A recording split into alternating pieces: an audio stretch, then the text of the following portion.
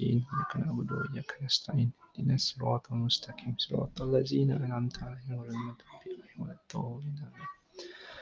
Bismillahirrahmanirrahim. Yang saya hormati penceramah kita Dr. Muhammad Nur bin Abdullah, TRPGI Dr. Haji Rosman Mahmud, TS Dr. Nurul Nadwan, Profesor Madya dan semua rakan-rakan pensyarah, hadirin hadirat sekalian.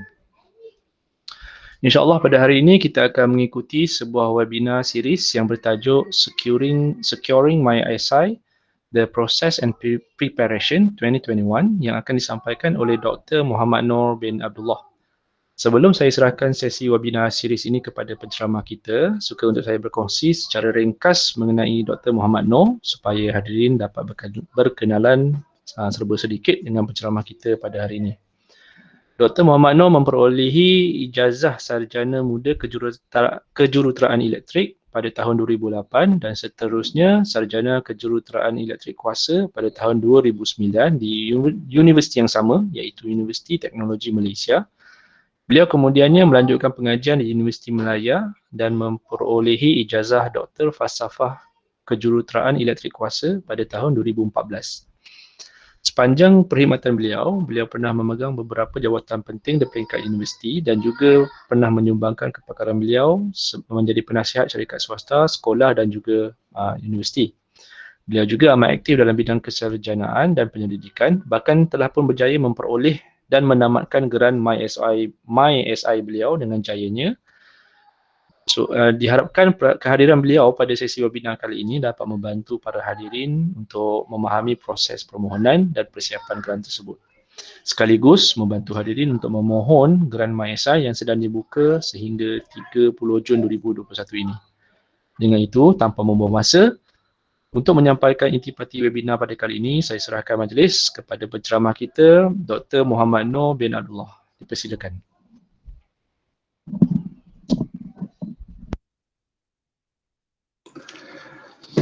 Ya, bismillahirrahmanirrahim.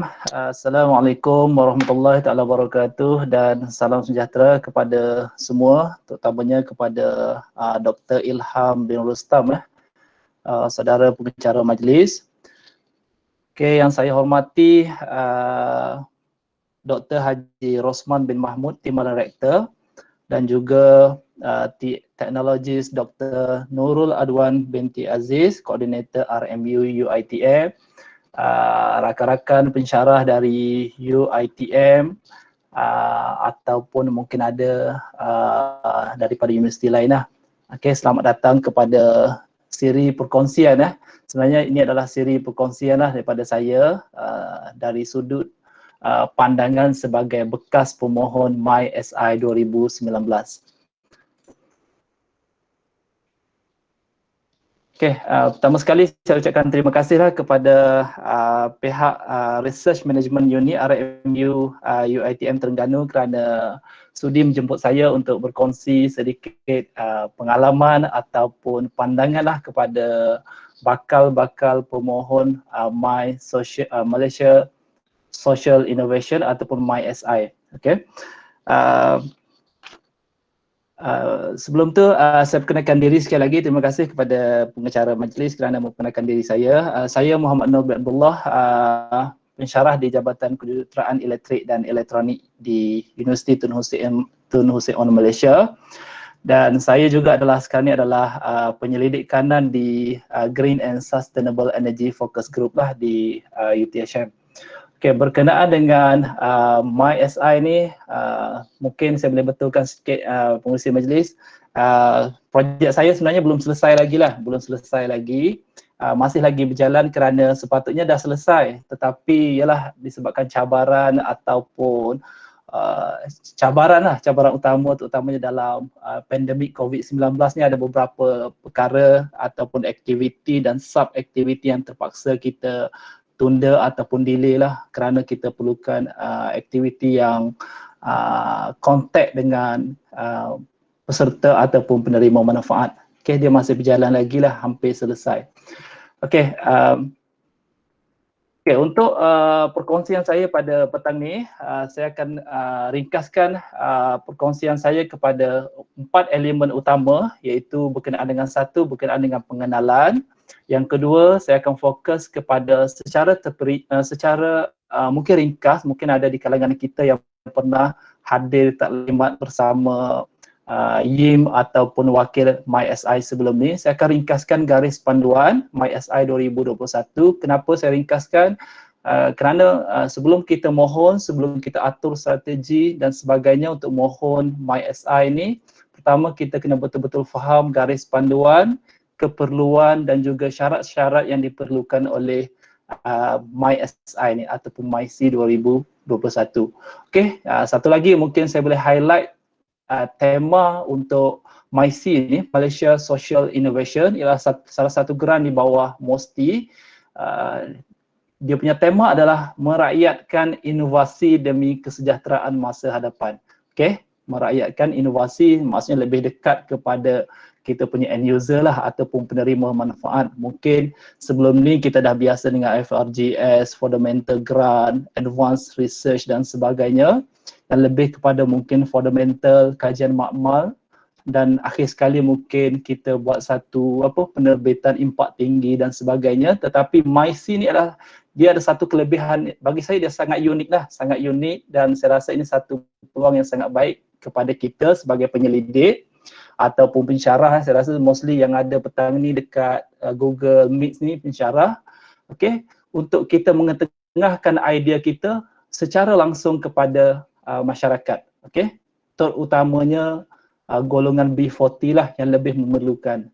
Okey, itu sangat baguslah geran ni sebenarnya. Okey, yang ketiga saya akan discuss secara terperinci berkenaan dengan strategi dan juga macam mana kita nak bangunkan proposal untuk MySI. So secara umumnya proposal MySI ni sebenarnya tuan-tuan, doktor-doktor, prof-prof yang saya hormati sekalian, dia lebih mudah in term of strukturnya, berkenaan dengan strukturnya dia lebih mudah berbanding dengan FRGS ataupun mana-mana grant research yang kita pernah mohon sebelum ni. Dia lebih mudah dari segi strukturnya. So macam mana strategi kita nak highlight apa yang kita ada supaya kita boleh yakinkan kita punya komiti untuk terima idea dan proposal kita. So last kali saya akan discuss berkenaan dengan cabaran lah, sedikit cabaran berkenaan dengan geran ni.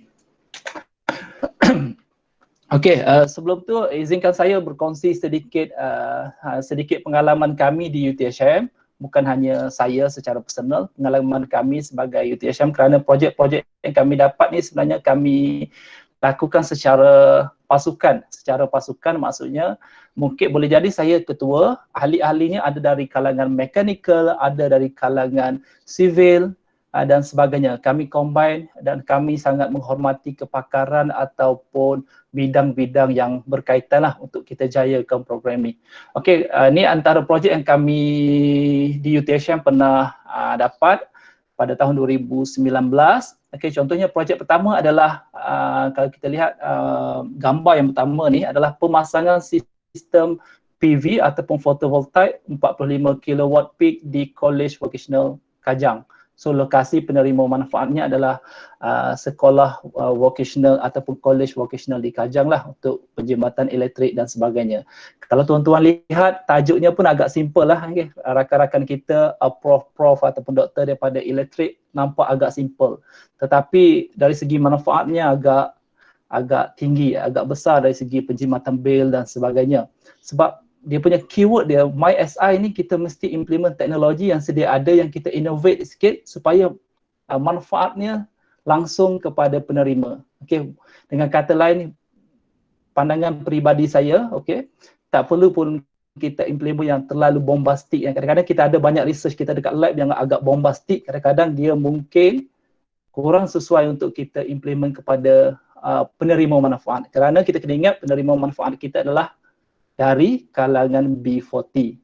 Okay, kalau kita bagi yang bombastik, yang terlalu advance, mungkin masa kita jalankan projek selama setahun, okey, boleh sustain. Bila kita dah tinggal projek tu, adakah benda tu boleh sustain? Itu isu dia. Okey, yang kedua, yang ni saya sebagai ahli lah, yang ni projek pertama saya sebagai ahli. Ketua dia adalah daripada mechanical, fakulti mechanical, PM Dr. Muhammad Kamil. Yang kedua juga projek yang hampir sama, pemasangan sistem solar, kita buat 25 kW di berdekatan dengan UTHM, Parit Raja Batu Pahat Johor. Penerima manfaat dia adalah sekolah, yang ni sekolah kerajaan, sekolah rendah. Yang ni diketuai oleh PM Dr. Nik Syamuddin juga daripada mechanical, dari mechanical. Ini adalah projek saya. Okey, projek saya itu kalau tuan-tuan tengok tajuk pun saya rasa simple lah, nampak macam simple, tetapi penulisan proposal macam mana kita nak yakinkan, convincekan panel tu penting berdasarkan pengalaman kita dan juga pengalaman pasukan kita, itu penting. Okey, fertigasi Chile menggunakan sistem solar. Okey, fertigasi Chile menggunakan sistem solar. Yang ni penerima manfaat dia adalah madrasah tahfiz. Di sekitar Parit Raja Batu Pahat Johor ni kami ada madrasah tahfiz yang agak terkenal lah di sekitar Parit Raja ataupun Batu Pahat, iaitu madrasah tahfiz Al-Jawahir. Okey, so kedudukan dia adalah kawasan kampung lah. So kategori pelajar-pelajarnya adalah sebahagiannya adalah dari golongan B40 lah, walaupun ada juga sebahagiannya daripada anak-anak pensyarah, anak-anak profesor dan sebagainya. Okey, sebahagian besar adalah di kalangan B40 dan masyarakat sekeliling madrasah tu kami kategorikan sebagai penerima manfaat juga bila kita implement projek ni. Bukan hanya madrasah, masyarakat sekeliling yang akan dapat pendapatan, upah dan sebagainya, ilmu dan sebagainya. So yang ni saya adalah ketua projek, iaitu kami berjaya dapat 240,000 lah. Kami mohon 250,000 plus. So potong sikit dapat 240,000. Okay, so total 2019 kami di pihak UTHM kami berjaya dapat 600,000 lebih lah. 600,000 lebih. Tapi pada tahun 2020 mungkin tak ada rezeki kami tak dapat dah. Yang tu saya tak mohon dah. Maksudnya tim-tim lain cuba mohon, mungkin tak ada rezeki. Okey, sebelum saya teruskan berkenaan dengan apa itu MySI ataupun MyC, ini adalah sebahagian kata sebelum kita mohon ataupun sebelum kita sediakan proposal, kita dah ada idea apa yang kita nak buat, kita kena jumpa siapa penerima manfaat dia. Okey, contohnya dalam kes ni, dalam kes projek saya sebagai ketua, saya jumpa wakil pengurusan madrasah contohnya ataupun pusat tahfiz. Berkali-kali kita jumpa, kita bincang, kita terangkan kepada pengurusan madrasah, dia ada AJK dia ada komiti dia, pihak pengurusan dia, macam mana kita nak yakinkan projek kita ni boleh bagi manfaat dan mereka boleh sustain, mereka boleh melestarikan projek ni. Okey. Beberapa kalilah perbincangan yang kita buat bersama tim UTHM ke kawasan, ke tempat komuniti lah. Ini sebahagian daripada tapak projek kita. Sebenarnya kita ada 4 tapak projek lah, ni salah satunya, tanah. Okey, bila kita melibatkan tanah ni, saya terus share tips. Apabila melibatkan tanah, projek kita melibatkan tanah, so make sure tanah tu adalah tanah milik penerima manfaat. Kalau nama pemilik itu tak sama dengan nama pemilik penerima manfaat, pastikan kita ada surat kebenaran lah. Itu penting juga di peringkat penilaian nanti. Okey, ini adalah sebahagian aktiviti kita, transfer knowledge kepada pelajar, kepada penduduk kampung pun ada dekat bahagian belakang ni. Okey, ini antara aktiviti-aktiviti yang kita dah buat bersama penduduk kampung lah, berkenaan dengan fertigasi Chile. Okey, elemen yang kita innovate adalah menggunakan sistem solar lah, kerana kat situ ada sistem automatic baja untuk siraman dan sebagainya. Okey, ini agak B40 lah kalau tuan-tuan tengok rumah madrasah ni, kita ada 4 lokasi madrasah. Salah satu lokasinya adalah pondok. Kalau di Terengganu, di Kelantan, mungkin kita dah biasa. Saya asal daripada Kelantan. So kita dah biasa dengan sistem pondok. Ini salah satu kawasan penerima manfaat, dia pondok dia macam ni lah. Kayu pun agak usang lah. Dia memang betul-betul memerlukan lah. So dengan adanya sistem yang kita propose, tanam cili, ada pendapatan. So insya-Allah boleh membantu mereka lah dari segi pendapatan selain daripada ilmu pengetahuan untuk mereka sustain, terutamanya kepada pelajar-pelajar lah. Okey, ini projek saya, kami di KV Kajang. Yang ni dah siap, statusnya dah siap untuk makluman semua, sekadar perkongsian. Ini dah siap 45 kW di KV Kajang lah. Yang ni kita dah siap install solar ataupun PV sistem di KV Kajang. Okey, berkenaan dengan MyC, apa itu MyC ya? MyC sebenarnya adalah Malaysia Social Innovation, salah satu grant yang diwujudkan oleh Kementerian Sains, Teknologi dan Inovasi. Okey, sekarang ni MOSTI lah. Pada tahun 2019 masa saya mohon tu dia di bawah Mestek Mestek namanya agak mungkin berbeza sikit, dah tukar nama, tukar kerajaan, tukar nama kementerian, sekarang ni adalah MOSTI. Untuk tahun 2021, okey, grant ni diuruskan ataupun ditadbir oleh Yayasan Inovasi Malaysia. Okey, saya rasa kita dah biasa kot dengan YIM, okey, Yayasan Inovasi Malaysia, dia yang akan monitor menguruskan grant ni. Okey, bermula pada tahun 2015 lah. Okay, semua info yang berkaitan dengan grant ni tuan-tuan boleh rujuk dekat website ni. So saya cuba dalam presentation saya pada petang ni saya cuba ringkaskan maklumat-maklumat penting untuk kita sediakan proposal. So semua detailnya ada dalam website ni. Okey, ini adalah dua dokumen utama yang kita kena kuasai, yang kita kena baca betul-betul, terutamanya ketua projek lah, terutamanya ketua projek. Mungkin ahli-ahli boleh fokus kepada part masing-masing seperti yang diagihkan oleh ketua projek lah. Sebagai ketua projek mesti faham betul-betul dia punya garis panduan permohonan. Nanti saya akan ringkaskan apa yang diperlukan oleh guideline ni. Yang kedua, kita mesti, yang ni tak ada masalah, saya rasa ni just manual pengguna untuk permohonan ni. Okay, dulu permohonan 2019 menggunakan manual ataupun kita buat dekat Word, kita print dan kita hantar ke Mestek dulu. Sekarang ni semuanya menggunakan sistem. Ini adalah manual berkenaan dengan sistem permohonan lah. Kalau FRGS kita ada Migrant ya. Okay, so ni penting. Sebelum kita sediakan proposal, yang ni kita kena hayati dia punya apakah matlamat program ni. Apakah filosofi di sebalik program ni. Supaya idea kita, inovasi yang kita nak bawa kepada masyarakat, kepada komuniti menepati objektif ataupun matlamat program ni. Okey, so yang pertama adalah untuk meningkatkan kesejahteraan hidup masyarakat, keutamaan kepada golongan B40. Ni dia punya keyword dia adalah golongan B40 dan juga kumpulan yang terkesan akibat selepas pandemik COVID-19. Okey, maksudnya inovasi kita mesti kepada golongan sasar ini. Okey, melalui pelaksanaan projek aplikasi teknologi tempatan. Maksudnya teknologi yang kita bangunkan, yang kita design dan sebagainya yang dah orang kata yang dah sedia ada dan ready untuk dilaksanakan. Okay, saya rasa dekat universiti tuan-tuan pun saya yakin dan percaya ramai di kalangan kita yang buat inovasi, buat projek, mungkin bermula dengan prototype, lepas tu implement dekat masyarakat sekitar mungkin. Tu projek-projek yang bercirikan macam tu sebenarnya agak sesuai untuk kita mohon grant ni. Okey, dengan dananya agak tinggi Okey, dia punya margin dia ataupun maksimum yang kita boleh mohon sehingga 300,000. Okey, sehingga 300,000. Pengalaman kami di UTHM, saya dapat 240,000 lah. Okey, agak tinggi juga. Tempoh dia adalah 12 bulan. Sebab benda ni adalah kita nak implement. Kita nak apply terus kepada komuniti.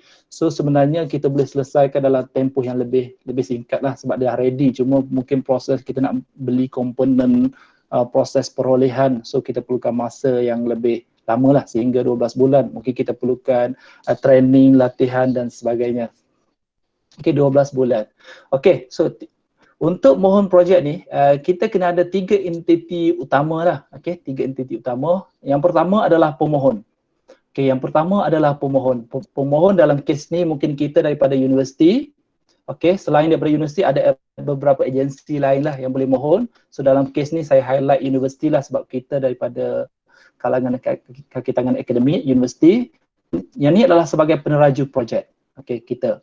Okay, so projek yang kita nak mohon ni, dia punya ciri-ciri utama adalah aplikasi teknologi tempatan. Yang kita dah buat, yang kita dah bangunkan. Okay, sama ada dengan kerjasama industri, itu pun tak ada masalah, boleh, lagi bagus. Dan mempunyai misi sosial yang jelas. So dengan kata lain, boleh bagi manfaat kepada golongan B40. Itu yang pertama. Yang kedua, kita mesti ada penerima manfaat. Okay, teknologi yang kita nak apply dekat community, kita dah kenal pasti siapa yang bakal menerima manfaat, golongan yang macam mana. Okay, boleh jadi golongan B40 di kalangan, let's say, di kalangan orang asli.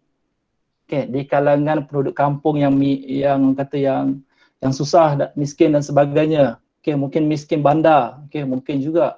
Okay, golongan mungkin ibu tunggal. Ibu tunggal yang lah kategori B40, mungkin aktiviti kita fokus kepada ibu tunggal. Itu pun boleh juga. Okay, so yang kedua, ni disebabkan COVID-19 ni ada satu elemen yang kedua iaitu berkenaan dengan kumpulan yang terjejas dengan akibat daripada pandemik COVID-19 lah. Okay, yang ni pun penting. Bila kita nak propose aktiviti ataupun program kita, mesti at least 100 orang penerima manfaat. Okay, contohnya kalau kita buat dekat sekolah sebagai contoh, so 100 orang, mungkin kombinasi pelajar, guru-guru, boleh jadi penduduk sekitar sekolah tu, boleh jadi sekolah kampung, mungkin penduduknya sekitar tu mungkin di kalangan ataupun kumpulan B40 mungkin. Okey, yang ketiga ni adalah optional.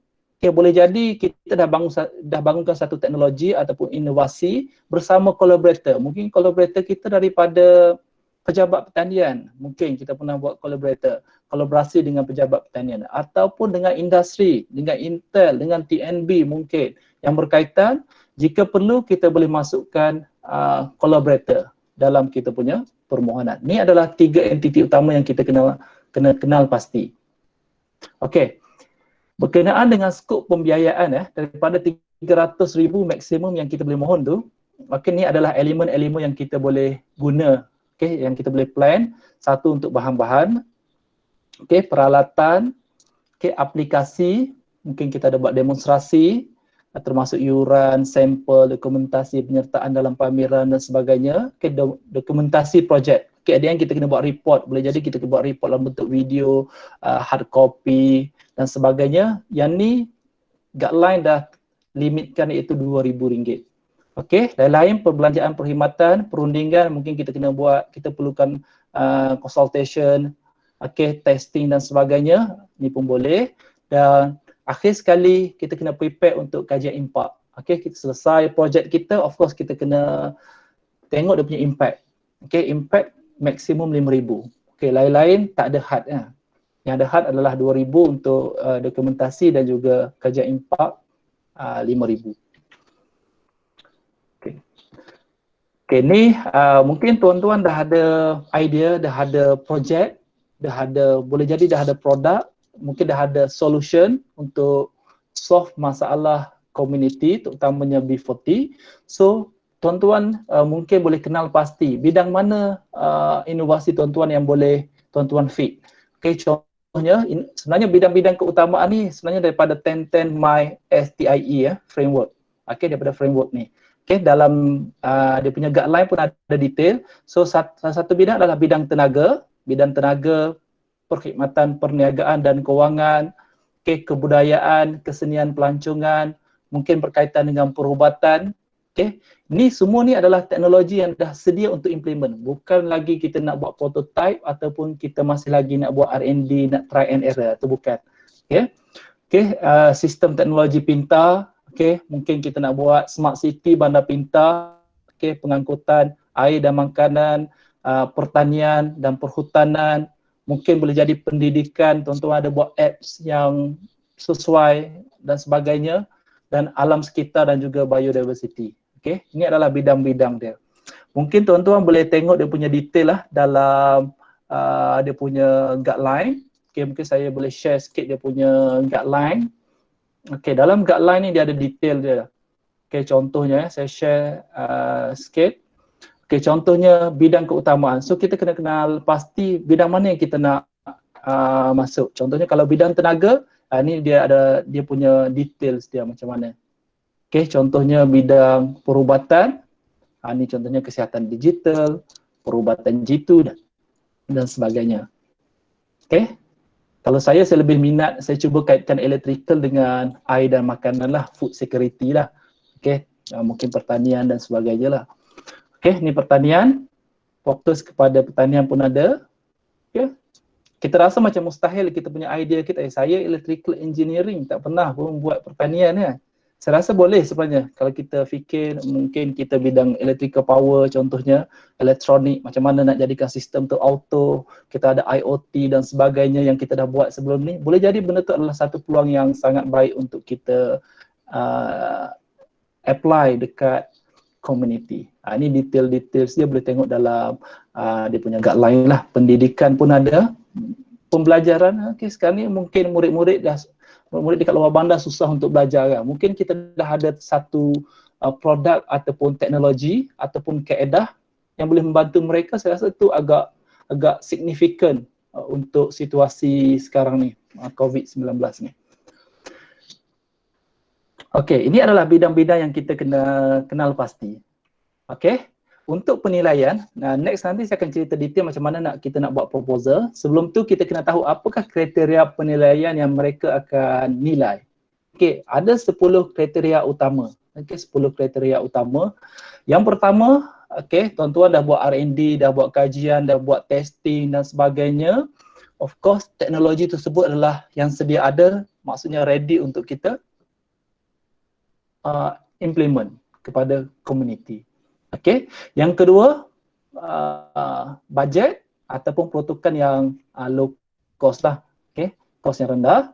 Yang ketiga, dinikmati ramai. Cuma dalam kes MyC ni, at least 100 orang penerima manfaat di kalangan B40. Okey, dilaksanakan secara dalam masa singkat ni setahun, berimpak tinggi. Ni apakah elemen impak tinggi ni saya akan terangkan nanti, saya akan share nanti. Saya proposal yang kita buat, kita boleh kaitkan dengan elemen apakah impak atau kesan projek kita kepada community. Nombor 6 ni adalah elemen yang penting. Bila interview tu, masa pitching tu, nanti bila kita dah submit proposal, pihak MyC akan panggil kita untuk pitching, presentation. Kalau kes 2019, kalau tak salah saya, kalau tak salah lah, saya rasa lebih 300 ke berapa ratus proposal yang diterima oleh penganjur, yang berapa sekitar 20%, 30% yang dipanggil untuk pitching dan sebagainya. Okay, so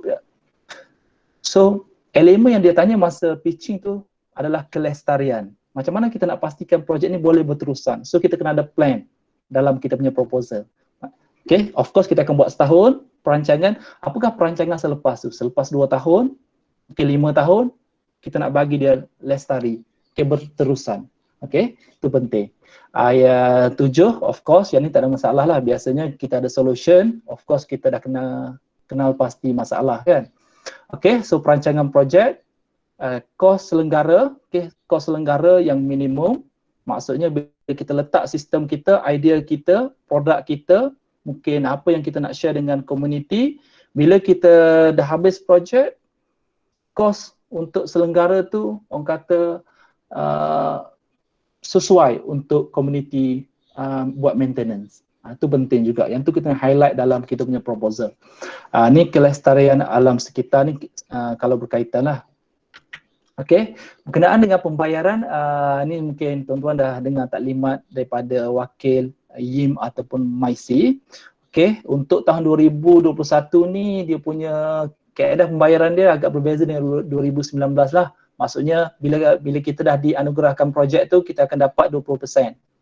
Kalau zaman saya dulu terus dapat 80% lah, 80%. Lepas tu yang lain-lain berdasarkan kepada milestone 70%. Lagi 10% selepas 6 bulan daripada tamat serahan projek. Yang ni pun kena hati-hati dari segi planning, budget dan sebagainya. Kena follow dia punya ni lah supaya nanti bila kita nak buat pembelian, perolehan kita tak ada masalah lah. So kena plan ikut ni. Okey, untuk permohonan seperti yang Dr. Ilham bagi tahu tadi, untuk fasa kita ada 2 fasa untuk setiap tahun, ada 2 fasa. Fasa pertama buka pada 31 Mei hingga 30 Jun. Okey, sekitar sebulan lah. So ada beberapa hari lagi ni. Saya rasa sempat. Pengalaman saya sebenarnya mohon MyC ni 2019. Kami punya tim pun tahu lambat kot. Dalam seminggu sebelum tarikh tutup. Kita mohon cuba siapkan. Saya rasa possible. Yang penting kita dah ada idea. cuma kita nak transfer dalam bentuk penulisan je. Saya rasa possible. Okay, yang penting kita dah ada idea kat mana kita nak implement dan sebagainya. Lain-lain adalah networking. Contohnya, siapa lah penerima manfaat kita? Kita dah ada networking. Contohnya pusat tahfiz, kita dah ada networking dengan pusat tahfiz. Biasanya networking ni tak ada masalah lah. Kita pun berada dalam community kan. Berada dalam community, mungkin kalau bukan kita pun ahli kumpulan kita, mungkin rakan pejabat kita dan sebagainya. Saya rasa possible. Okay, kalau tak sempat kita ada fasa kedua, saya rasa saya punya cadangan kita cuba, tuan-tuan boleh cuba dulu fasa pertama. Okay, ambil pengalaman kalau kena, kalau kena komen tu komennya macam mana dan sebagainya. Mungkin kalau tak berjaya fasa pertama, boleh mohon untuk fasa yang kedua lah. Okay, ini berkenaan dengan permohonan. Okay, semua permohonan ni ada, kita boleh mohon dalam sistem. Sorry doktor, apparently ada orang nak bertanya soalan kot. Boleh. Boleh, sila. Ataupun ada dekat chat Okey, kalau ada nak tanya soalan boleh je. Kalau saya tak perasan mungkin tuan pengerusi boleh mencelah. Itulah. Kalau ada boleh je, teruskan je tanya, saya tak ada masalah. Okey, kita santai, kita berdiskusi lah. Pandangan saya ni adalah dari sudut sebagai bekas pemohon, bukan saya bukan penilai projek lah. Saya bukan penilai projek. Mungkin angle-nya berbeza lah. Okey, ini adalah website yang kita boleh masuk dan lihat dia punya bahan-bahan berkaitan dengan permohonan. Ada yang tanya, salam, apa elemen yang perlu ada dalam kajian impak? Okey, elemen yang perlu ada dalam kajian impak. Okey, terima kasih Dr. Aziz. Biasanya bila kita dah submit, dah siap proposal, kita dah nyatakan apakah impak-impak yang kita nak bagi kan. Contohnya impak yang agak obvious, contohnya meningkatkan pendapatan penduduk kampung contohnya. So kita kena kaji lah, betul ke tak? Bila kita dah implement ni, pendapatan penduduk kampung bertambah daripada contohnya RM300 sebulan kepada RM500. Yang kedua, mungkin kita dah promise meningkatkan pengetahuan berkenaan dengan pertanian secara vertigasi contoh. So kita kena kaji, betul tak? Kita dah bagi training, kita dah bagi ceramah, kita dah bagi ceramah teori, kita dah bagi hands-on punya aktiviti pertanian. At the end kita buat soal selidik, kajian. Adakah mereka ni dari segi pengetahuan yang bertambah? Kalau nak make it cantik lagi, kita kaji sama ada mereka ni apply ke tak. Okay. Bila kita buat contohnya, mungkin secara personal saya pernah buat kursus fertigasi cili bersama dengan pejabat pertanian Batu Pahat. Bila kita dah bagi training, mereka apply dekat kita punya lokasi, let's say dekat madrasah. Ada sebahagian penduduk, mereka apply dekat rumah mereka. Itu adalah impak lah. Kita yang tentukan lah elemen-elemen tu. Bila saya rujuk guideline, dia tak ada elemen yang terperinci lah, lebih kepada apa yang kita janjikan. Apakah impak yang kita janji, so kita tunjukkan. Okay, itu saya punya respon lah. Okay, ni berkenaan dengan lawatan tapak lah. Okay, yang ni proses pemasangan rumah perlindungan hujan lah. Okay, ni kat bawah tu nanti kita akan letak cili lah, cili secara vertigasi. Ni lokasi yang pertama. Lokasi yang kedua, kami buat dekat 4 lokasi yang berbeza lah. 4 lokasi berbeza.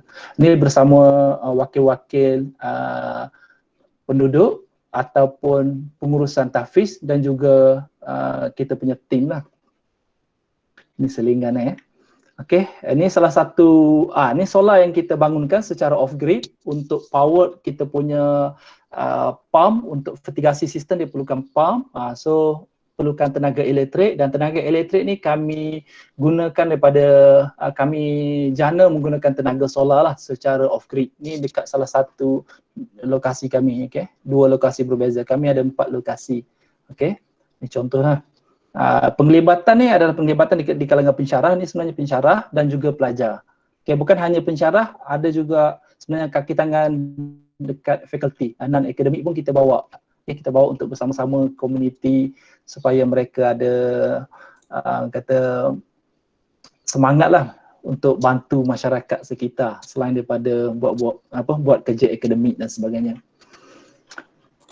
Okay. Okay. Yang ni kita akan terus fokus kepada proposal. Macam mana kita nak sediakan proposal? Okay, untuk 2021 semua info dia macam migran. Kalau siapa-siapa yang ada pengalaman migran, maksudnya kita terus isi dalam sistem. So saya punya pandangan, okay, walaupun kita boleh terus tulis dan save dalam sistem, saya punya pandangan ataupun cadangan, tuan-tuan boleh draft dalam Microsoft Word masing-masing. Okay, so proposal ni, apa yang perlu ada dalam proposal ni, sebab tu saya bagi pada awal saya punya taklimat tadi, proposal MyC ni sebenarnya dari segi strukturnya lebih mudah, jauh lebih mudah berbanding dengan proposal yang kita pernah hantar dekat Migrant, dekat Mosti ataupun any research project yang kita pernah mohon sebelum ni. Dia lebih mudah. Okey, bila saya buka sistem pun sama dia guna bahasa Malaysia lah, bahasa Malaysia. So tak perlu orang kata literature review pun tak perlu kan. Okay, so apa konten utama yang perlu ada dalam kita punya proposal?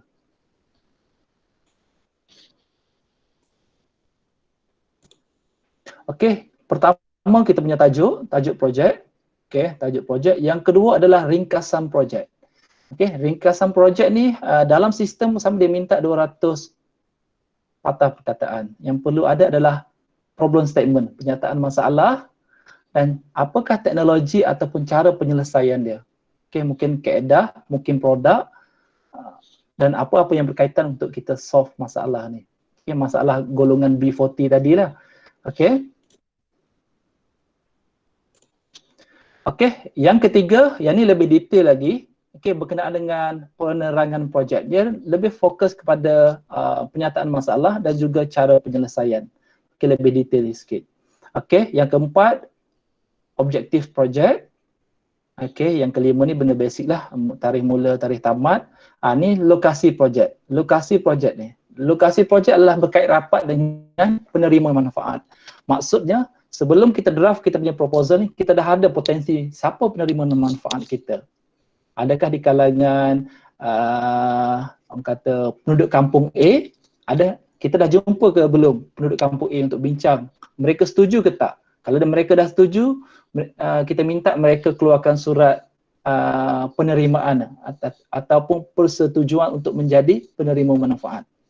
Tapi kadang-kadang kita kena bantu juga. Kadang-kadang mereka ni mungkin, yelah di kalangan B40 mungkin takkan kita nak minta mereka yang draft kan. Kalau boleh kita yang draft lah lagi cepat. Okay. Apakah risiko projek ni? Bila kita nak implement kata apa PV system dekat college vocational, apakah risiko projek? Yang ni kita kena kenal pasti dan kita kena bagi tahu dalam kita punya proposal dan juga mungkin kita punya plan untuk mengatasi risiko-risiko ni. Okay, metodologi projek. Okay, dia punya step dia, apa yang kita nak buat. Okay, mungkin termasuklah elemen transfer knowledge dan sebagainya. Okay, aktiviti dan milestone kita selama setahun. Okay, ini keuangan, perbelanjaan dan keuangan. Ini pun penting. Yang ni biasanya lebih kepada elemen penulisan. Yang ni maklumat penerima manfaat ni penting nak dapatkan surat setuju untuk jadi penerima manfaat ni. Maksudnya kita kena jumpa. Kita kena ada networking bersama komuniti yang kita nak bangunkan kita punya projek ni. Contohnya kita nak bangunkan dekat kampung asli. Kita tak boleh direct dengan Tok Batin Dia ada apa? Jabatan Kemajuan Orang Asli, JAKWA.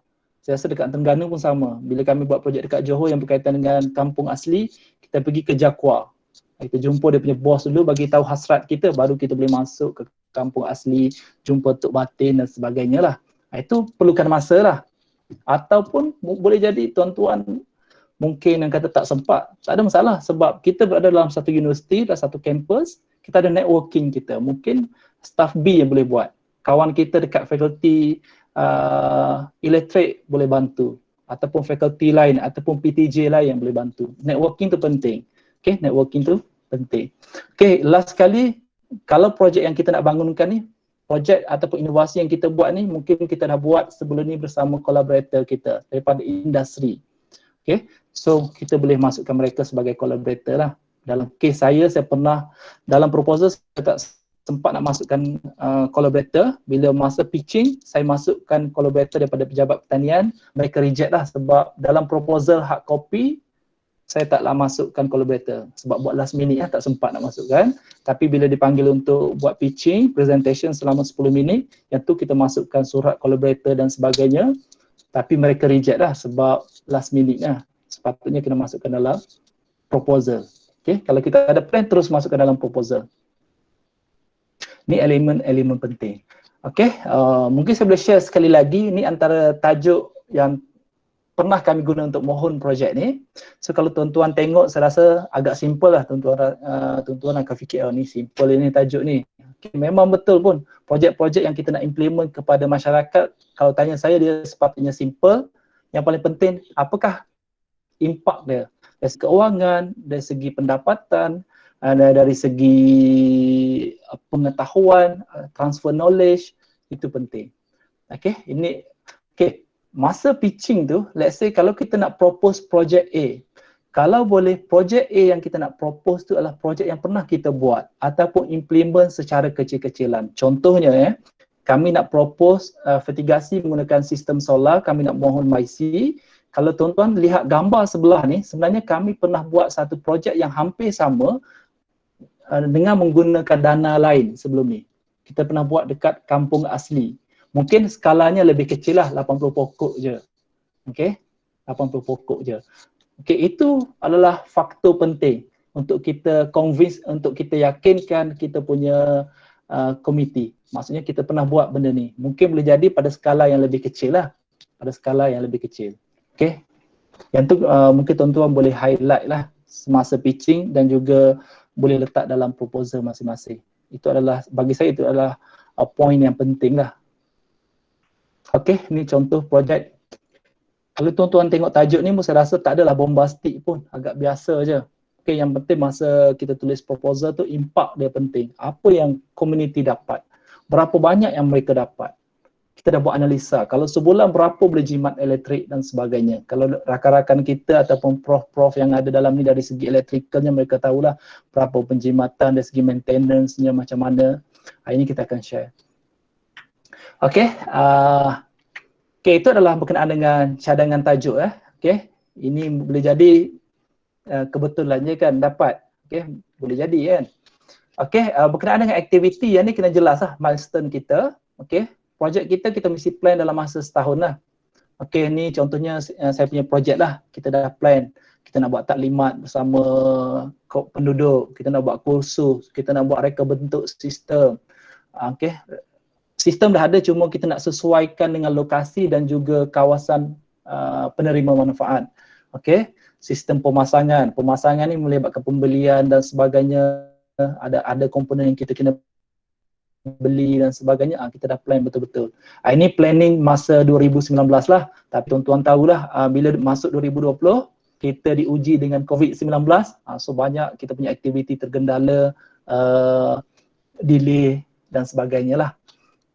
Okay, ni proposal asalnya macam ni lah. Last kali kita punya dokumentasi dan laporan akhir. Kalau saya lihat benda ni saya rasa agak simple lah kalau compare dengan geran-geran FRGS ataupun mana-mana geran dekat MOSTI dan sebagainya.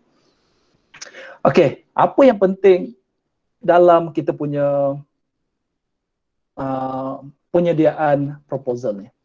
Okay, yang pertama, okay, kita kena kenal pasti apa projek yang kita nak buat. Okey, yang kita dah ada, mungkin kita dah ada 10 projek, mungkin tuan-tuan dan pasukan dah ada 5-6 projek yang sesuai contohnya. Okey, dan tuan-tuan kena kenal pasti pasukan yang boleh komit lah. Okey, yang boleh komit. Okey, katakan dah kenal pasti beberapa projek, tuan-tuan kena kenal pasti siapa penerima manfaat yang nak benda ni. Contohnya, adakah projek ni sesuai untuk pelajar sekolah, pelajar sekolah menengah, sekolah rendah, penduduk kampung. Yang tu kita kena kenal pasti. Yang ni kena guna networking yang kita ada. Networking yang kita ada, at least 100 orang. Okay, projek, ni penting. Ini elemen yang sangat-sangat penting. Okay, kadang-kadang kita mohon, kita dah terbiasa, termasuk saya sekalipun, dah terbiasa nak mohon grant ni, of course lah. Kadang-kadang nak buat R&D kita kan, kita nak jayakan kita punya projek research kita kan. Nak bangunkan prototype untuk projek yang so-called lebih advance kan. Tapi untuk projek MyC ni, tuan-tuan mungkin boleh elakkan untuk yang berkaitan dengan R&D lah. So main idea dia mesti projek yang boleh terus implement dan terus dapat manfaat kepada community. Okay? Dan collaborator jika perlu, kalau tak perlu, tak perlu adalah collaborator. Yang paling penting impact projek kepada penerima manfaat. Saya akan listkan impact projek yang digariskan oleh guideline, okay, garis panduan MyC. Okey, yang ni yang penting kelestarian projek. Okey, selepas projek kita tamat setahun, kita kena sediakan satu plan. Okey, macam mana projek ni nak sustain? Kalau kita bagi pokok, okey, dah jual pokok, kita kena train macam mana nak uruskan kewangan, macam mana nak pastikan modal untuk pembelanjaan yang macam mana, yang tu kita kena train supaya benda ni boleh lestari. Macam mana kita nak monitor? Ini pun cabaran juga, bila dah tamat projek, macam mana kita nak bekerjasama dengan komuniti. Adakah mereka boleh bagi kerjasama yang baik selepas setahun, selepas 2 tahun? Ini kita perlukan komitmen dan juga bantuan lah daripada, kalau kita tak mampu, rakan-rakan kita ataupun kawan-kawan kita dekat sama ada di kampus ataupun di peringkat komuniti. Itu penting. Okay, networking ataupun group sangat penting. Yang kedua, bila kita propose, of course kita akan masukkan kos beli barang A. Okay, harganya let's say 50,000. Okay, pastikan saya punya cadangan letak quotation. Supaya, kenapa? Supaya bila komiti tengok nilai kita punya projek, let's say kita nak beli barang A 50,000. Mereka tak ragu-ragu ataupun mereka yakin harga dia adalah 5,000 bila kita letak quotation. Kan? Kalau kita main letak, yang ni 2,000, yang ni 200,000, yang ni 50,000. Tak ada quotation. So, mungkin orang boleh question lagi lah, betul ke ni? Nak beli barang A dah sampai 200,000. Bila kita letak quotation, boleh jadi kita, kalau dalam kes saya hari itu, saya letak 1 je. Okay, kalau tuan-tuan dapat letak 2, 3, itu lagi yang kata lagi meyakinkan komiti lah kan. Itu pandangan peribadi saya lah kan. Okay, sebagai pemohon, ini penting. Okay, so ni dah nak habis ni . Okay, sikit lagi. So strategi yang pertama, okay, apa strategi dalam penyediaan proposal ni? Satu adalah berkaitan dengan projek ataupun teknologi ataupun produk yang kita ada dan juga pasukan. Ni penting. Okay, pertama kita kena kenal pasti masalah dan sesuaikan dengan produk, teknologi ataupun kaedah yang kita ada untuk bantu menyelesaikan masalah B40 ataupun penduduk yang terjejas dengan COVID-19. Itu penting. Ini elemen yang paling utama. Yang kedua, okay, saya ulang sekali lagi, yang ini adalah siapa penerima manfaat. Adakah di kalangan pelajar sekolah, ibu tunggal dan sebagainya. Okey, bila kita dah ada siapa penerima manfaat kita, let's say penduduk kampung A untuk projek ABC contohnya, kita mesti sediakan satu surat setuju sebagai penerima manfaat. Kalau mereka tak, kadang-kadang mereka tak tahu macam mana nak tulis surat dan kita bantulah, maksudnya kita draftkan dan mereka sign. Okay, kalau melibatkan contohnya kami melibatkan sekolah, mungkin yang signnya adalah wakil guru ataupun pengetua. Okay, kalau madrasah tahfiz, dia punya pengurusi jawatan kuasa pengurusan madrasah tu yang sign ya. Okey, ahli pasukan kita. Yang ni kita kena cari ahli pasukan yang komit lah. Sebab bila kita nak buat projek community, kalau saya klasifikasikan sebagai projek yang kita buat secara amal lah. Secara amal sebab kita kena turun ke community. Okey, of course kita kena spend masa dan sebagainya. So lebih kepada amal. So pastikan ahli kumpulan kita memang jenis yang komit lah. Bukan hanya sekadar untuk dapatkan grant, untuk memenuhi KPI. Okay, saya rasa kalau projek-projek yang melibatkan direct kepada komuniti ni, saya ada beberapa projek lain, kita lebih kepada spirit dia adalah lebih kepada kita nak menyumbang kepada masyarakat. It's not about KPI. Okay, it's not about KPI lah. Kalau tanya saya secara peribadi lah. Okay, itu kita punya motivasi kenapa kita nak buat benda ni. Kalau kita ada ahli pasukan yang boleh commit, itu satu advantage lah bila kita nak buat projek-projek macam ni. Okay, yang kelima, hubungan yang baik yang dengan komuniti, ini penting lah. Okay, maksudnya kita tak nak projek yang kita buat ni, sekali buat, pergi je sekali, buat setahun selesai, masuk paper, masuk TV, dan lepas tu dah tak ada hubungan. Projek tu pun kita dah lepas, komuniti buat je, mungkin ada masalah kita tak bantu dan sebagainya, itu kesian lah dekat komuniti. So hubungan ni, kalau boleh, hubungan yang baik dan berterusan lah. Okay, so teknologi ataupun penyelesaian dicadangkan telah dilaksanakan sebelum ni. Maksudnya idea yang kita nak implement tu mungkin boleh jadi kita dah pernah masuk pertandingan, anugerah, itu tak berapa signifikan lagi. Mungkin kita pernah apply dekat mana-mana secara kecil-kecilan. Okay, secara kecil-kecilan. So yang ni boleh meyakinkan saya rasa komiti lah dalam penilaian nanti. Ini adalah strategi yang pertama. So yang kedua, ini bagi saya adalah tugas penting untuk pemohon ataupun ketua projek. Okay, ketua projek perlu fahami garis panduan dan keperluan yang saya share sebelum ni lah. Okay, keperluan MyC 2021. Okay, yang ni pun kena kerap berjumpa dan berbincang dengan penerima manfaat. Okay, kalau pengalaman saya, kita dah beberapa kali dulu kita jumpa. Okay, kita present idea kita, kenapa kita nak buat benda ni, apa yang mereka dapat, apa yang universiti dapat. Okay, sebenarnya komponen-komponen yang kita beli, barang-barang yang kita beli untuk projek ni, sebenarnya dia bukan milik universiti. Sekiranya kita pemohon dari universiti, dia adalah milik penerima manfaat. So tak ada tagging universiti, tak ada tagging UTHM, tak ada tagging UiTM lah, itu maksud saya. Okay, ni berkenaan dengan impak yang Dr. Aziz tanya tadi. Okay, dalam proposal kita mesti highlight apakah impak projek kita kepada community. Okay, sama ada nak meningkatkan produktiviti sesuatu produk, mungkin kita bagi idea untuk proses dekat, kalau kami dekat Pek Raja ni banyak kilang krepek. Kilang-kilang krepek berasaskan pisang. Okay, boleh jadi kita sediakan satu kaedah ataupun metod yang boleh meningkatkan produktiviti 2 kali ganda, 3 kali ganda. At the end, kita kena proof lah, kita kena tunjuklah bahawa idea ataupun produk ataupun kaedah yang kita propose tu berjaya meningkatkan produktiviti. Ataupun meningkatkan pendapatan. Okay, meningkatkan pendapatan, mewujudkan peluang pekerjaan baru. Contohnya kita buat satu ladang cili, okay, let's say 1000 pokok. Of course, pengurusan madrasah tak mampu untuk kendalikan untuk pembajaan, untuk kutip dia punya cili setiap hari, of course tak mampu contohnya.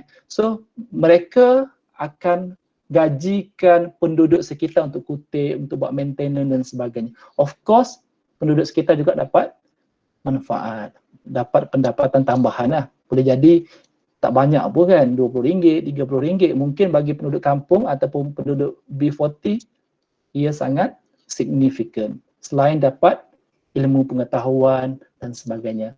Okey, ataupun ada elemen peningkatan kadar pemeliharaan alam sekitar. Yang ni projek kami dekat KV yang berkaitan dengan PV, yang berkaitan dengan photovoltaik. Okey, grid connected photovoltaic system. Yang tu kita dah reduce penggunaan tenaga elektrik daripada TNB. Of course kita membantu mengurangkan pembebasan CO2 kepada alam sekitar. Yang ni kita highlight part ni lah. Terpulang kepada tuan-tuan, projek yang tuan-tuan nak propose, elemen mana, impak mana yang paling sesuai. Mungkin ada satu, mungkin ada dua. Okey, ni cadangan lah. Okey, ni transfer knowledge lah, sekadar perkongsian lah, aktiviti bersama penduduk sekitar. Okey, saya ada beberapa projek lain lah dengan masyarakat. Sebenarnya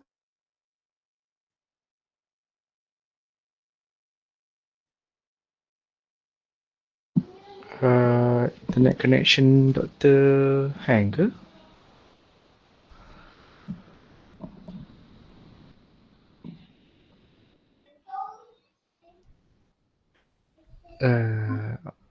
Okay. Ada internet problem Internet problem.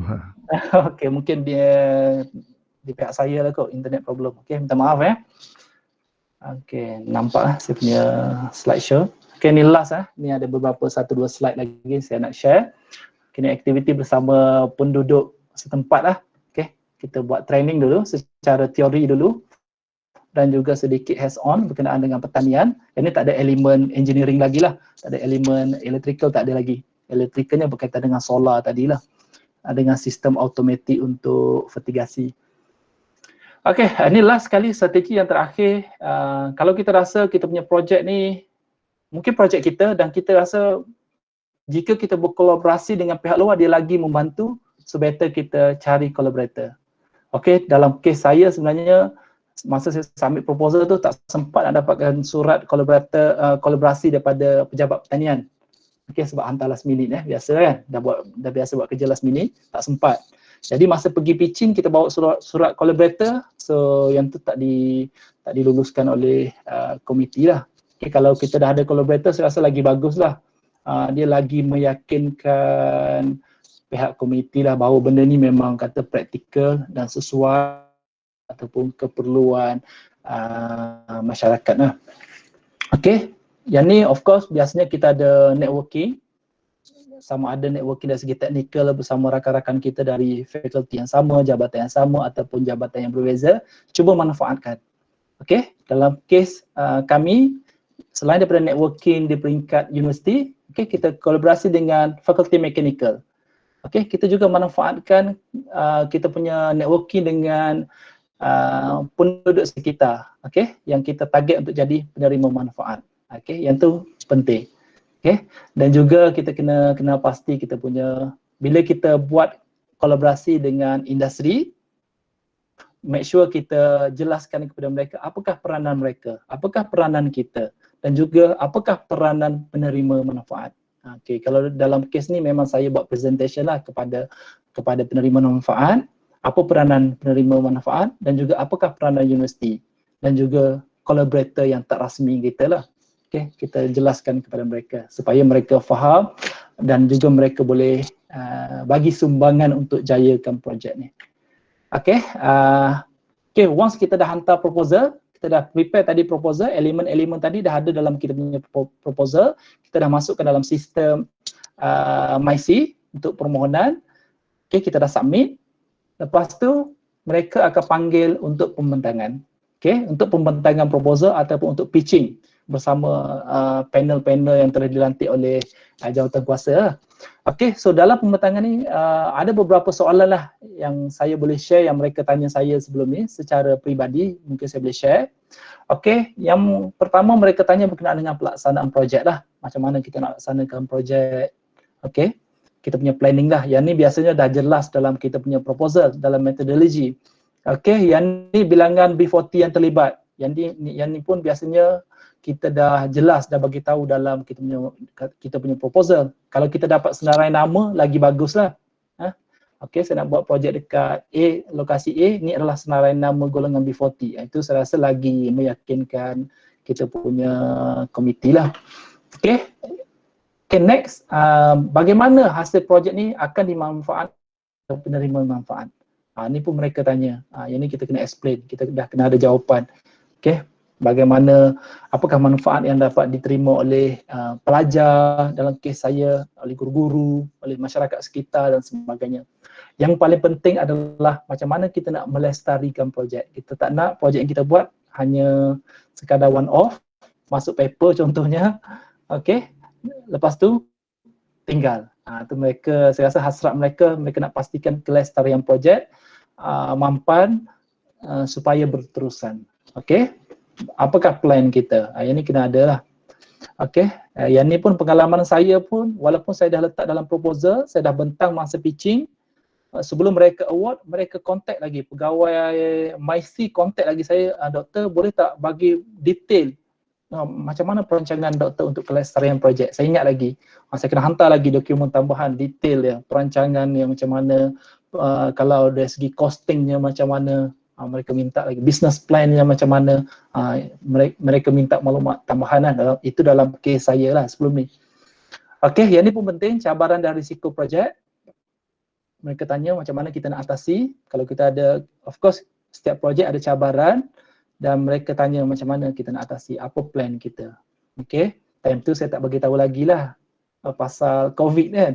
Tiba-tiba ada COVID, memang betul ada masalah, kita nak run banyak benda yang delay dan sebagainya lah.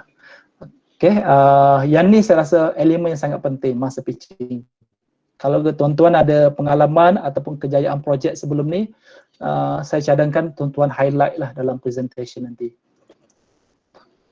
Okay, saya rasa yang last kali cabaran, okay, ni last kali cabaran adalah komitmen ahli pasukan. Okay, boleh komit ke tak, sebab ni projek dekat community, kita nak kena keluar. Mungkin kalau research, kita pernah buat, mungkin tuan-tuan pernah buat research secara pasukan, boleh jadi daripada 10, 2 je yang aktif.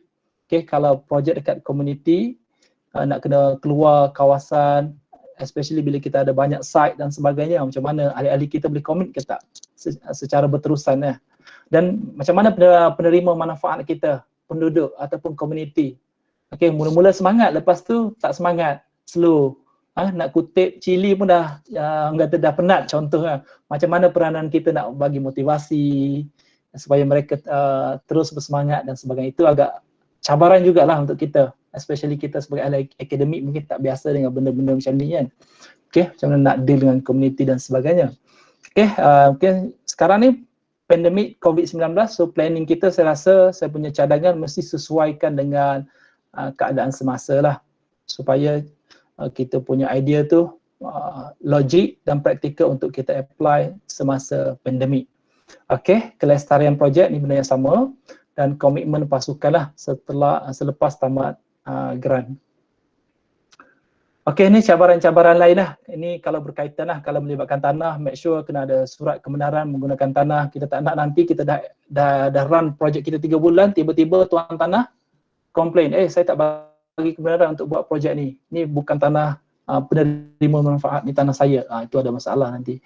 Kalau peserta, kita kena pasti kumpulan peserta kita sama ada penduduk asli, okay, OKU ke, penduduk luar bandar ke, ibu tunggal ke dan sebagainya. Okay, ni KPI utama. Ni orang kata benda yang kita kena capai lah. Benda yang kita kena capai. Penerima manfaat kita 100, projeknya 10 tahun, 1 tahun.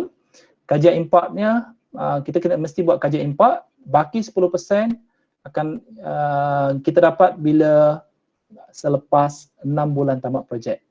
Okay, dan last kali yang ni ada pemantauan lah dari pihak Eurostea. Okay, dalam kes saya sama, ada wakil dalam kes saya 2020, masa tu masa COVID-19, ada juga wakil, walaupun bukan dari Mestek.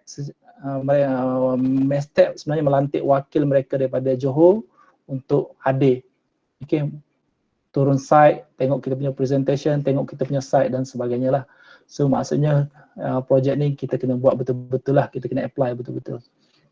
Okay, saya rasa itu saja daripada saya. Okay, semoga tuan-tuan berjaya mendapatkan grant ni. Grant ni adalah lebih daripada KPI lah, kalau tanya saya secara peribadi, dia lebih daripada KPI.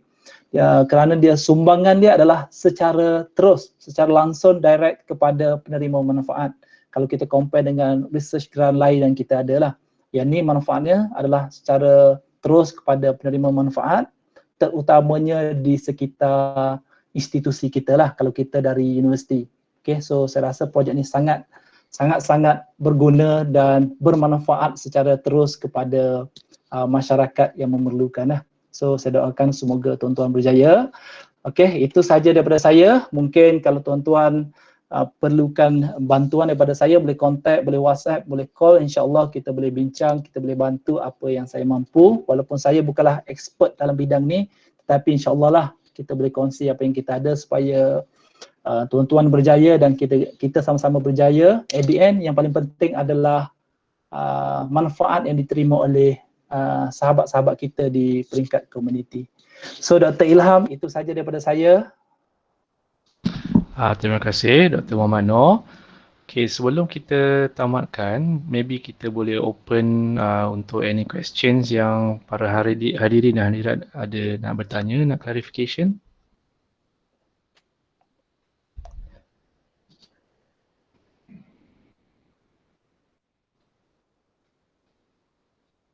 Okey, kalau tak ada saya tanya soalan saya juga. Okay.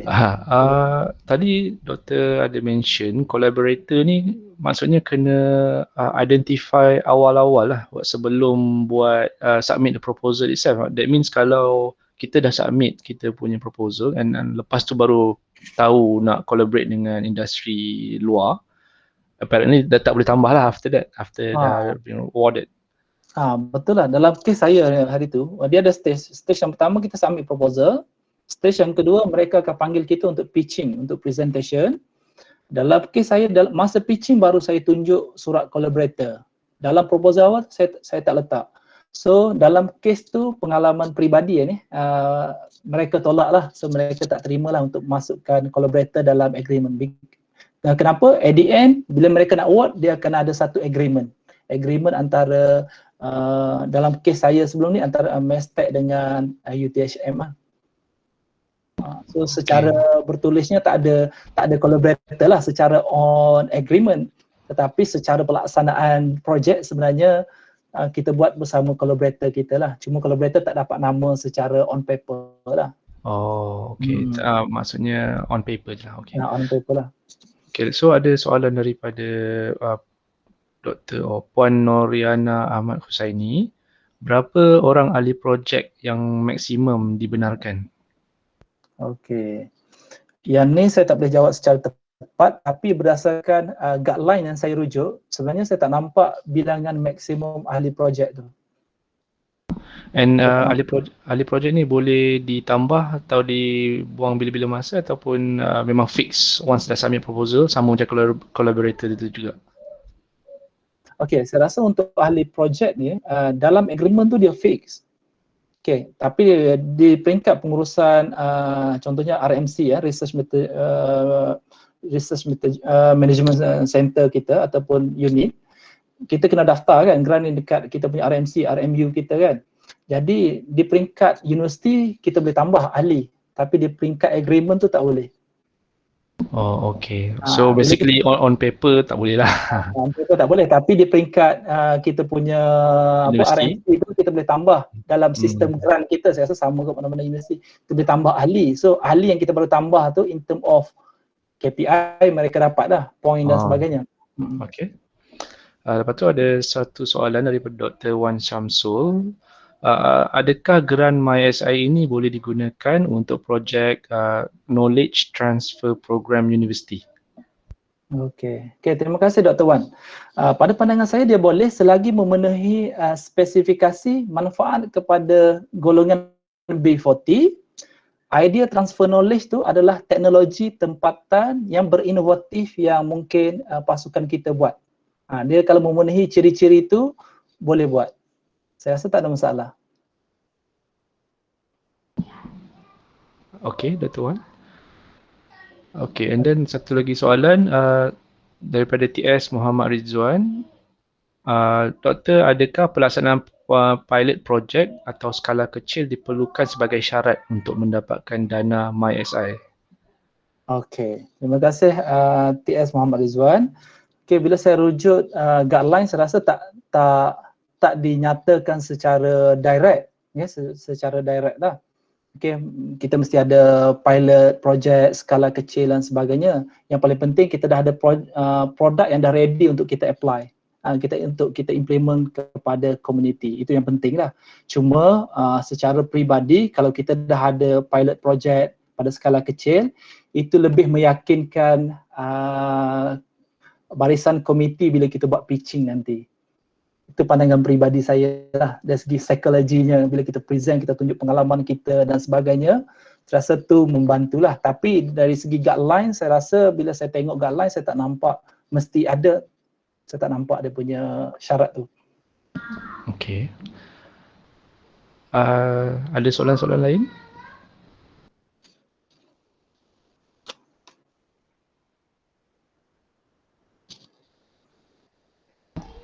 Okay, so saya rasa dah cerah lah kot hasil perkongsian Dr. Muhammad Noor ni hari ni, InsyaAllah. So soalan pun dah tak ada ni. Kalau ada apa-apa nanti saya akan contact doktor lah kalau nak bertanya selepas ni. Okay. Kalau dah tak ada apa-apa, then kita boleh tangguhkan mesyuarat kita, webinar kita hari ini dengan surah Wal-As dan tasbih kifarah.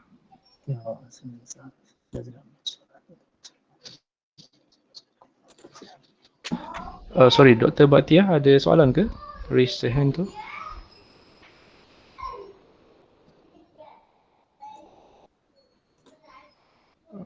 Tak ada kot sebab Oh, tak ada nak cakap terima kasih. Okey.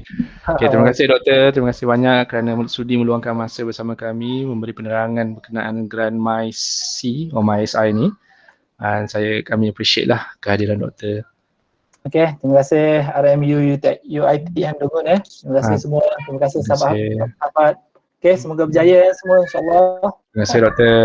Terima kasih yang join. So tu je lah kot hari ini. Kita jumpa lagi untuk the next webinar series. Thank you.